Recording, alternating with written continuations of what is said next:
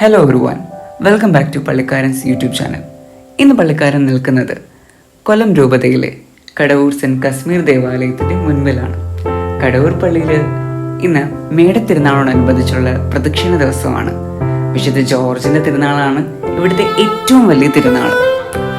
അപ്പോൾ ഞാൻ ഈ കടവൂർ പള്ളിയുടെ ഒരു ഡീറ്റെയിൽഡ് വീഡിയോ ഞാനാണെങ്കിൽ എൻ്റെ യൂട്യൂബ് ചാനൽ 4ാമത്തെ വീഡിയോ ആയിട്ട് അപ്ലോഡ് ചെയ്തിട്ടുണ്ടായിരുന്നു. ഇപ്പോൾ പെരുന്നാളൊക്കെ ആയതുകൊണ്ട് ക്യാമറ കൊണ്ട് ഇറങ്ങിയതാണ്. അപ്പോൾ ആ ഒരു ഡീറ്റെയിൽഡ് വീഡിയോയുടെ ഒരു ചെറിയൊരു ഗ്ലിംസ് നമുക്കിപ്പോൾ കാണാം. എൻ്റെ പ്രാണനായി എൻ്റെ ജീവനായി നീ എൻ്റെ സ്വന്തമായി, എൻ്റെ പ്രാണനായി എൻ്റെ ജീവനായി. ഈ അൾത്താരയിലേക്ക് കയറി വന്നൊരു വീഡിയോ അന്നത്തെ എൻ്റെ ഒരു മോസ്റ്റ് ഫേവറേറ്റ് ഒരു ഹൈലൈറ്റ് ആയിരുന്നു. കടവൂർ പള്ളി വിശുദ്ധ കശ്മീർ ചേച്ചിയുടെ നാമധേയത്തിലാണ് സ്ഥാപിതമായിരിക്കുന്നതെങ്കിലും വിശുദ്ധ ജോർജിൻ്റെ തിരുനാൾ ആഘോഷത്തിൽ പങ്കെടുക്കാനാണ് അനേകം വിശ്വാസികൾ ഈ ഏപ്രിൽ 27 മുതൽ മെയ് 7 വരെയുള്ള ദിവസങ്ങളിൽ ഈ ദേവാലയത്തിലേക്കും ഈ ദേശത്തിലേക്കും കടന്നു വരുന്നത്. 2023 ഡിസംബർ മാസം 3-ാം തീയതി ദിവ്യകാരുണ്യ കോൺഗ്രസിന്റെ സമാപനം കൊല്ലം രൂപതയിൽ കടവൂർ പള്ളിയിൽ വെച്ചായിരുന്നു നടത്തിയിരുന്നത്. ആ സമാപന ദിവസത്തിൽ അഭിവന്ദ്യ പിതാവ് ദിവ്യകാരുണ്യം എഴുന്നള്ളിച്ച് ഭക്തിപുരസ്സരം പ്രദക്ഷിണമായി ഈ ഒരു സമാഗമ കൂടാരത്തിൽ പ്രതിഷ്ഠിക്കുകയും ഇത് ആശീർവദിക്കുകയും ചെയ്തിരുന്നു.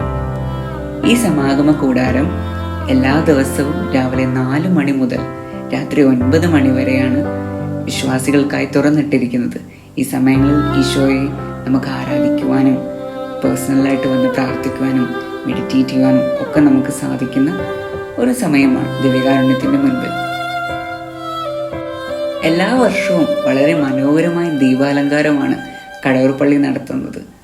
ഇപ്രാവശ്യം ഞങ്ങൾ പോയ സമയത്ത് കുറച്ച് മഴയും ഇടിയും ഒക്കെ വന്നതുകൊണ്ട് അവിടെ ഇവിടെയൊക്കെ കുറച്ച് ബുദ്ധിമുട്ടുകളൊക്കെ ഉണ്ടായെങ്കിൽ പോലും പെട്ടെന്ന് തന്നെ ലൈറ്റ് ഷോ ഒക്കെ നടത്തി നല്ല ശിങ്കാരിമേളവും പാൻറ്റുമേളവും ചെണ്ടമേളവും പിന്നെ വയലിൻ ഫ്യൂഷനും ഒക്കെ കാണാൻ നമുക്ക് സാധിച്ചു.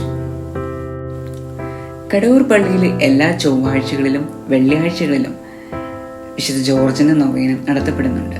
ചൊവ്വാഴ്ചകളിൽ വൈകുന്നേരം 5 മണിക്ക് ദിവ്യബലി ദേവാലയത്തിലും നൊവേന കുരിശടിയിലും വെച്ച് നടത്തപ്പെടുന്നു. വെള്ളിയാഴ്ചകളിൽ ഉച്ചയ്ക്ക് 11:30-ക്കും വൈകുന്നേരം 5 മണിക്കും ആരാധനയും നൊവേനയും ദിവ്യബലിയും ഉണ്ട്. അതോടൊപ്പം വൈകുന്നേരം വിശുദ്ധ കുരിശിന്റെ നൊവേനയും വിശുദ്ധ ജോർജിന്റെ നൊവേനയും ദിവ്യകാരുണ്യ ആരാധനയും പിന്നെ കുരിശൻ ചുവട്ടിലേക്ക് മെഴുതിര പ്രദക്ഷിണവും നടത്തപ്പെടുന്നു. ഞായറാഴ്ച 6-നും 8:30-ക്കും രാവിലെ കുർബാന, വൈകുന്നേരം 5 മണിക്കും ദിവ്യബലി ഉണ്ടായിരിക്കുന്നതാണ്. തിരുനാളുകൾ നമുക്ക് തരുന്നത് ഒരു വളരെ വലിയൊരു ആവേശം തന്നെയാണ്. നമ്മൾ ഈ തിരുനാളുകളിലൂടെ നമ്മൾ ദൈവത്തെ മഹത്വപ്പെടുത്തുകയാണ്.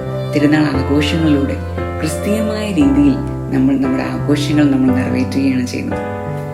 ഏറെ പ്രത്യേകമായ വിശുദ്ധരുടെയും പരിശുദ്ധ കന്യകാമറിയത്തിൻ്റെയും ഒക്കെ തിരുനാളുകൾ ആഘോഷിക്കുമ്പോൾ ഒരു പ്രത്യേക ഫീൽ തന്നെയാണ്. ഏറെ പ്രത്യേകമായ വിശുദ്ധ ഗീവർഗീസ് പുണ്യാളന്റെ തിരുനാൾ അതിലേറെ ഫീൽ തന്നെയാണ്. കാരണം ഒരു ദേവാലയം പോലും നമ്മുടെ ദേശത്ത് ഇല്ല. കേരള ക്രിസ്ത്യാനികളിൽ ഗീവർഗീസ് പുണ്യാളൻ ഒരു വികാരം തന്നെയാണ്. എനിക്ക് ഗീവർഗീസ് പുണ്യാളനുമായിട്ട് ഒരു വളരെ ബന്ധമുണ്ട്. എൻ്റെ പേരിൻ്റെ ഒരു അവസാനത്തെ ഭാഗത്ത് ഗീവർഗീസ് എന്ന് പറഞ്ഞ് എഴുതിയിട്ടുണ്ട്. അങ്ങനെ ഞങ്ങൾ പള്ളിയിലൊക്കെ പ്രാർത്ഥിച്ച് പുണ്യാളൻ്റെ കുരിശടിയിലൊക്കെ പോയിട്ട് വന്നിട്ട് നമ്മുടെ സ്ഥിരം പരിപാടിയാണ് കടവൂർ പള്ളിയിൽ പെരുന്നാൾ സമയത്ത് വരുന്നു. നമ്മൾ മെയിൻലി ഫോക്കസ് ചെയ്യുന്നത് 5 മിനിറ്റ് പള്ളിയിലാണെങ്കിൽ ബാക്കി 1.5 മണിക്കൂർ നമ്മൾ കടകളിലായിരിക്കും. അതാണ് നമ്മുടെ സിസ്റ്റം. അപ്പോൾ നമ്മൾ കടകൾ മൊത്തവും കാണുന്നു. വീട്ടുകാരും കുടുംബക്കാരും മൊത്തവും വേറെ കുറേ പല ആവശ്യങ്ങൾ, ചെടി അങ്ങനെയുള്ള കാര്യങ്ങളൊക്കെ വാങ്ങിക്കാൻ പോകുന്ന സമയത്ത് നമ്മൾ അവിടുത്തെ കത്തപ്പലഹാരങ്ങൾ കഴിക്കാൻ വേണ്ടി പോകും. ഞാൻ വന്നപ്പോഴേ നോട്ടമിട്ടൊരു കാര്യമായിരുന്നു മുളക് ബജ്ജി. എൻ്റെ കണ്ണിനെ ഇങ്ങനെ മാടി വിളിച്ചുകൊണ്ടിരിക്കുകയായിരുന്നു. പക്ഷെ എന്ത് ചെയ്യാനാ, ഞാൻ വീണുപോയി. ഞാൻ മുളക് ബജ്ജി കഴിക്കുന്ന വീഡിയോ ആണ് ഇപ്പോൾ കണ്ടുകൊണ്ടിരിക്കുന്നത്.